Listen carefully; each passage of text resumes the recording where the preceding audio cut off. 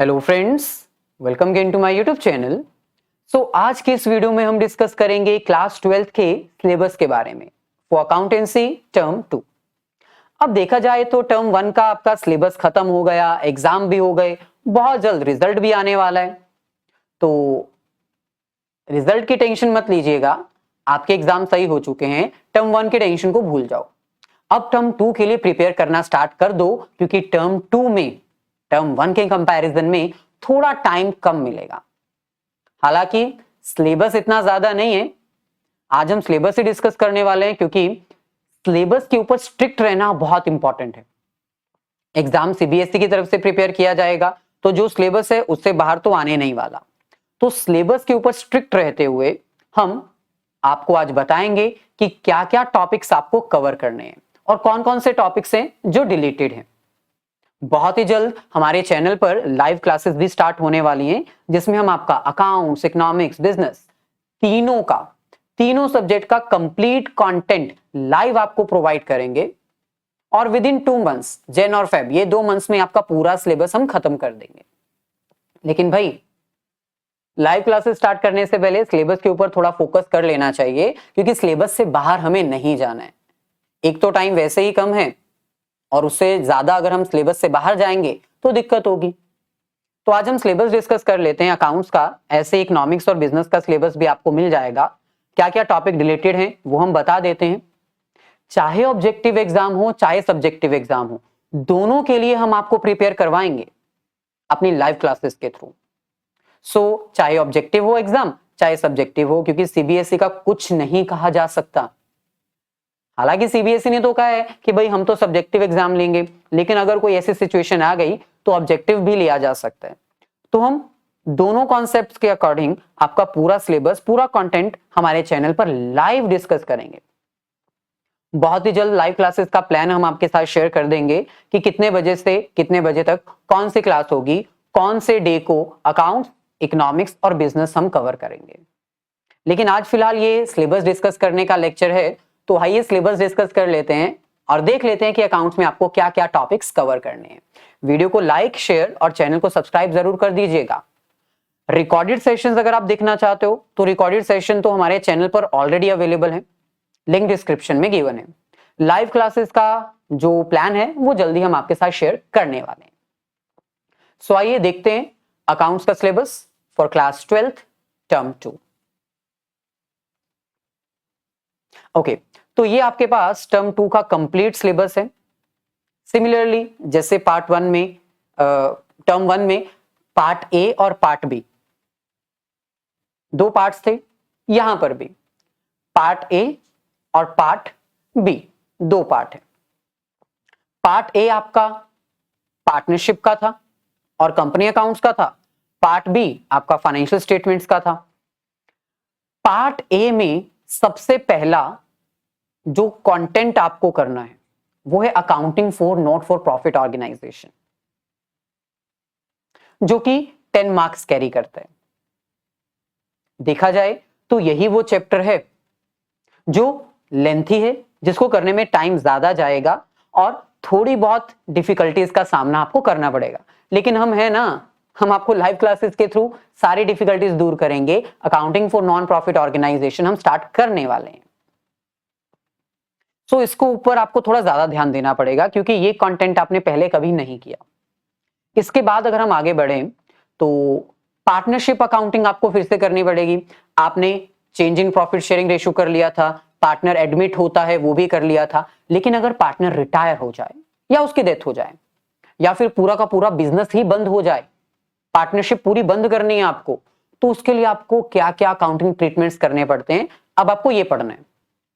तो पार्टनरशिप में आपके 2 चैप्टर्स रहते थे, इजी चैप्टर्स हैं। जिन स्टूडेंट्स को टर्म 1 का पार्टनरशिप अच्छे से आ गया उनके लिए बहुत इजी है, 12 मार्क्स कैरी करता है, 2 चैप्टर्स हैं, बहुत आसान है। इसके बाद कंपनी अकाउंट्स में आपके टोटल 3 चैप्टर्स हैं। इश्यू ऑफ शेयर्स आपने कर लिया, डिबेंचर्स आप करोगे, रिडेम्पशन ऑफ डिबेंचर नहीं है। जिन स्टूडेंट्स को इश्यू ऑफ शेयर्स चैप्टर्स अच्छे से आता है ना, उनके लिए चैप्टर कुछ भी नहीं है। सबसे इजीएस्ट चैप्टर होगा, क्योंकि इश्यू ऑफ शेयर्स डिफिकल्ट था, उसमें प्रोराटा होता था, फॉरफिट होता था, लेकिन डिबेंचर में ऐसा कुछ भी नहीं है, फॉरफिट नहीं होता है, प्रोराटा नहीं होता है, सिंपल इश्यू करने की जर्नल एंट्रीज पास करनी होती है। तो बहुत ही आसान चैप्टर है, इजी है ये, 8 मार्क्स आप इजीली अरेंज कर सकते हो। तो ये भी चैप्टर बहुत आसान से कवर हो जाएगा। आगे बढ़ते हैं पार्ट बी की तरफ, जिसमें सबसे पहला आपको आएगा फाइनेंशियल स्टेटमेंट्स के टूल्स। फाइनेंशियल स्टेटमेंट के टूल्स की अगर बात करें तो आपने रेशियो एनालिसिस कर लिया था, अब आपको कॉमन साइज और कंपैरेटिव स्टेटमेंट्स करनी है। ये भी फाइनेंशियल स्टेटमेंट्स के टूल्स होते हैं, बस आपको फाइनेंशियल स्टेटमेंट्स आनी चाहिए, उनका फॉर्मेट आना चाहिए। टर्म 1 में आपको बैलेंस शीट का फॉर्मेट था, statement of profit and loss का फॉर्मेट था ना, वो फॉर्मेट आपको आना चाहिए। फॉर्मेट आता है तो आपके लिए कंपैरेटिव और कॉमन साइज स्टेटमेंट करना कोई दिक्कत की बात नहीं होगी, बहुत आसान है। इसके बाद नेक्स्ट हमारे पास आता है कैश फ्लो स्टेटमेंट। जैसे कि हमने बताया पार्ट ए में accounting for non profit organisation, NPO, non profit organisation, ये थोड़ा आपके लिए टफ हो सकता है। सिमिलरली पार्ट बी में कैश फ्लो स्टेटमेंट एक ऐसा चैप्टर होगा जिसको ज्यादा टाइम लगेगा, क्योंकि ये थोड़ा वाइडर कॉन्सेप्ट है, इसमें बहुत सारी कैलकुलेशंस हैं। तो ये दो चैप्टर्स को आपको टाइम ज्यादा देना है, प्रैक्टिस ज्यादा करनी है। बाकी सारे चैप्टर्स बहुत इजी हैं, जल्दी खत्म हो जाएंगे। चलिए अब हम इसको थोड़ा डिटेल में डिस्कस करते हैं। सबसे पहले अगर पार्ट ए की हम बात करें, इसमें पहला chapter accounting for non profit organisation, जिसमें आपको पता होना चाहिए कि नॉन प्रॉफिट ऑर्गेनाइजेशंस होती क्या हैं, यानी प्योर थ्योरी कॉन्सेप्ट, किनको हम नॉन प्रॉफिट ऑर्गेनाइजेशंस कहते हैं। देन इसके बाद नॉन प्रॉफिट ऑर्गेनाइजेशंस अपनी फाइनेंशियल स्टेटमेंट्स कैसे प्रिपेयर करती हैं, रिसिप्ट एंड पेमेंट अकाउंट क्या होता है, कैसे प्रिपेयर किया जाता है, प्रैक्टिकल कॉन्सेप्ट है, ये आपका प्रैक्टिकल कॉन्सेप्ट है। सिमिलरली इनकम और एक्सपेंडिचर अकाउंट, ये भी प्रैक्टिकल कॉन्सेप्ट है। इसमें आपको बताना है कि इनकम और एक्सपेंडिचर अकाउंट होता क्या है, इसके फीचर्स क्या हैं, ये कैसे प्रिपेयर किया जाता है, और साथ में आपको बैलेंस शीट भी प्रिपेयर करनी पड़ेगी, एडिशनल इंफॉर्मेशन दी जाएगी। 11th में आपने याद है ना फाइनेंशियल स्टेटमेंट्स की थी, with and without adjustment. Similarly वो फाइनेंशियल स्टेटमेंट्स आपने की थी प्रॉफिट मेकिंग ऑर्गेनाइजेशन के लिए, अब ये फाइनेंशियल स्टेटमेंट्स आपको प्रिपेयर करनी है नॉन प्रॉफिट ऑर्गेनाइजेशन के लिए। तो ये इंपॉर्टेंट है, प्रैक्टिकली आपको बहुत हेल्पफुल करेगा, आपके कैरियर में भी आपको बहुत यूजफुल होगा, क्योंकि आपको सिर्फ और सिर्फ रट्टा नहीं मारना है, आपको अपना कैरियर भी देखना है। तो कैरियर के अकॉर्डिंग ये आपके लिए बहुत इंपॉर्टेंट चैप्टर है। देन नेक्स्ट अगर हम आगे बढ़े, जो आपको एडजस्टमेंट्स आएंगी वो 3 से 4 आएंगी, ये नहीं कि 6-6, 7-7 एडजस्टमेंट्स आएंगी, 3 से 4 एडजस्टमेंट्स आएंगी। जैसे सब्सक्रिप्शन के रिगार्डिंग, कंजम्पशन ऑफ स्टोर्स के रिगार्डिंग, स्टोर्स ओल्ड मटेरियल्स के रिगार्डिंग, ये सब। एंट्रेंस और एडमिशन फीस को, डोनेशन को आपने रेवेन्यू रिसिप्ट मानना है, ट्रेडिंग अकाउंट प्रिपेयर करने को नहीं कहा जाएगा। Receipt and payment account, income और expenditure, balance sheet with adjustment. और इस चैप्टर में से कुछ भी डिडक्टेड नहीं है, क्योंकि सीबीएसई को भी पता है कि ये चैप्टर पूरा करवाना बहुत ज्यादा इंपॉर्टेंट है, तो इसमें से कुछ भी रिलेटेड नहीं है, ये आपको पूरा करना पड़ेगा। नेक्स्ट अगर हम आगे बढ़े पार्टनरशिप के ऊपर, तो आपने एडमिशन किया, एडमिशन के टाइम पर जो ट्रीटमेंट्स आपको करनी पड़ती थी, गुडविल की, रिवैल्यूएशन की, एसेट्स लायबिलिटीज का रिवैल्यूएशन करना, गुडविल का ट्रीटमेंट करना, एक्यूमुलेटेड प्रॉफिट लॉसेस का ट्रीटमेंट करना, सेम ट्रीटमेंट आपको रिटायरमेंट और डेथ के टाइम पर भी करना है। तो जिन स्टूडेंट्स को भाई एडमिशन का चैप्टर आता है ना, उनके लिए ये चैप्टर ज्यादा कुछ नहीं है, बस 10% का खेल है, इसमें 10% आपको एफर्ट्स थोड़े और डालने पड़ेंगे, आपका ये भी चैप्टर खत्म हो जाएगा। सो अगर पार्टनर रिटायर होता है या पार्टनर की डेथ होती है, तो चेंज हो जाएगी प्रॉफिट शेयरिंग रेशियो, उसकी कैलकुलेशन करना, सैक्रिफाइसिंग गेनिंग कैलकुलेट करना, गेनिंग पार्टनर गुडविल लेकर आएगा, सैक्रिफाइसिंग पार्टनर को दे देगा, एसेट्स और लायबिलिटीज की रिवैल्यूएशन करने के लिए रिवैल्यूएशन अकाउंट बनाया जाएगा और उनकी जर्नल एंट्रीज करी जाएंगी। एक्यूमुलेटेड प्रॉफिट्स और लॉसेस की एडजस्टमेंट की जाएगी और इस बार आपको बैलेंस शीट भी बनानी है। एडमिशन के टाइम पर आपको बैलेंस शीट नहीं थी, लेकिन अब आपको बैलेंस शीट बनानी पड़ेगी। और जिस पार्टनर की डेथ हो रही है या जिस पार्टनर की रिटायरमेंट हो रही है उसको कितना शेयर दिया जाएगा, क्योंकि भाई अगर पार्टनर रिटायर होके जा रहा है तो उसका प्रॉफिट शेयर, कैपिटल शेयर जो भी है देना पड़ेगा ना। तो ये 2 पॉइंट्स आपको एक्स्ट्रा कैलकुलेट करने पड़ेंगे, बाकी सारे पॉइंट्स सेम है, कांस्टेंट है जो आपने एडमिशन में किए थे। सिंपल। नेक्स्ट, अगर हम देखें इसमें से क्या क्या डिलीटेड है। कैपिटल एडजस्टमेंट के क्वेश्चंस आपने नहीं करने हैं। अगर पार्टनर्स अपनी कैपिटल एडजस्ट कर रहे हैं तो वो क्वेश्चंस नहीं आएंगे। अच्छा किया ये डिलीट करके, क्योंकि इसमें बहुत टाइम लग जाता है कैलकुलेशंस करते हुए। देन पार्टनर का लोन अकाउंट प्रिपेयर नहीं करना है। रिटायरिंग या डाइंग पार्टनर का लोन अकाउंट, उसके एग्जीक्यूटर्स का अकाउंट नहीं प्रिपेयर करना है। यानी काफी टॉपिक इसमें से डिलीटेड है। अगर हम बात करें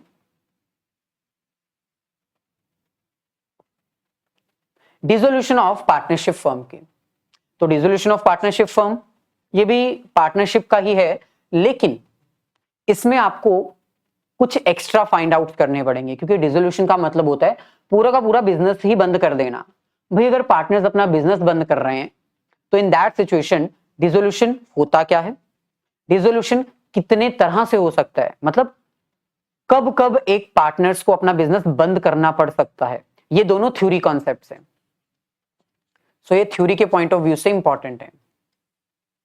अगर हम बात करें प्रैक्टिकल के पॉइंट ऑफ व्यू से, तो आपको एक रियलाइजेशन अकाउंट बनाना पड़ेगा। ध्यान देना है, रिवैल्यूएशन नहीं, रियलाइजेशन। बहुत आसान है, हम आपको लाइव क्लासेस के थ्रू तो करवा ही देंगे, रिकॉर्डेड सेशन में भी आप ये कर सकते हो। रिकॉर्डेड सेशंस का लिंक डिस्क्रिप्शन में गिवन है। सो रियलाइजेशन अकाउंट होता क्या है, और इसके साथ साथ पार्टनर्स का कैपिटल अकाउंट प्रिपेयर करना, कैश और बैंक अकाउंट प्रिपेयर करना, ये भी आपको करना पड़ेगा। और इस चैप्टर में से कुछ भी डिलीटेड नहीं है, नो डिडक्शंस, पूरा चैप्टर आपको करना पड़ेगा। इस चैप्टर की जर्नल एंट्रीज बहुत इंपॉर्टेंट है। अगर आपका सब्जेक्टिव एग्जाम होगा तो इसमें से 4 नंबर की जर्नल एंट्रीज हमेशा आती हैं, तो जर्नल एंट्रीज भी आपको इसमें से करनी पड़ेंगी रियलाइजेशन अकाउंट की। अगर हम बात करें accounting for companies, issue of shares हो गया। अब हम बात करेंगे इश्यू ऑफ डिबेंचर्स के बारे में, अकाउंटिंग फॉर डिबेंचर्स।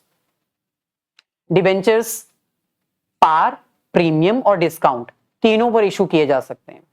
आपको पता है ना, शेयर्स डिस्काउंट पर इशू नहीं होते, लेकिन डिबेंचर्स डिस्काउंट पर इशू किए जा सकते हैं।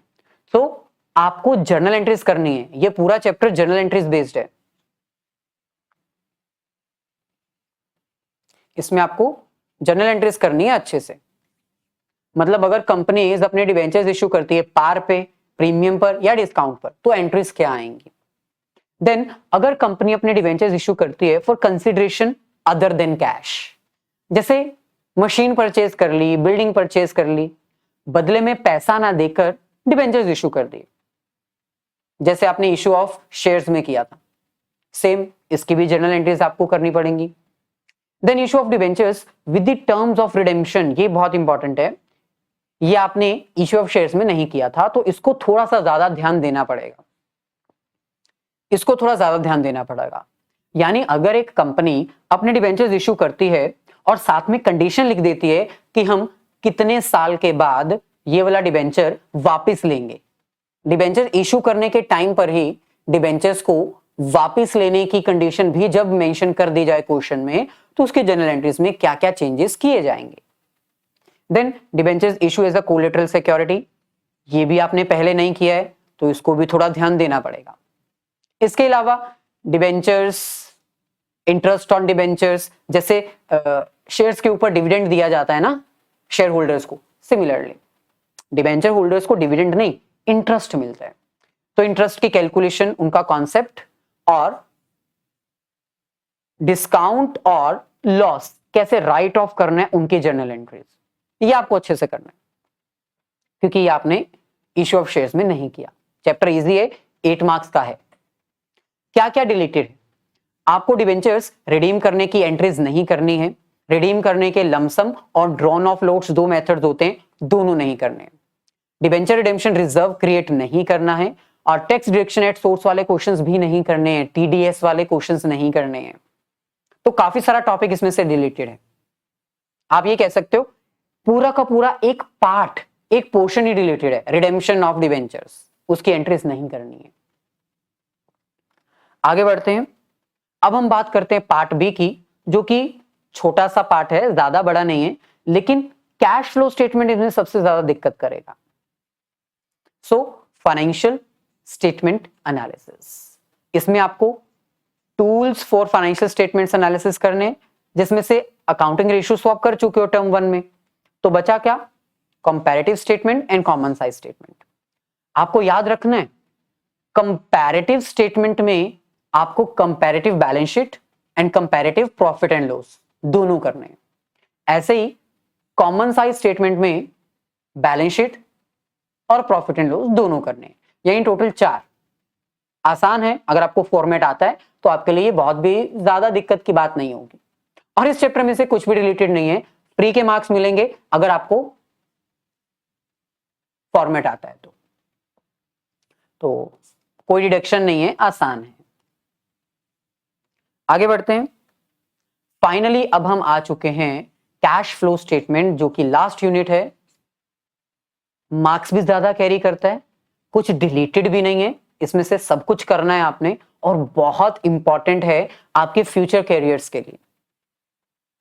सो कैश फ्लो स्टेटमेंट होता क्या है, ऑब्जेक्टिव क्या है, ये तो हो गया थ्योरेटिकल कॉन्सेप्ट।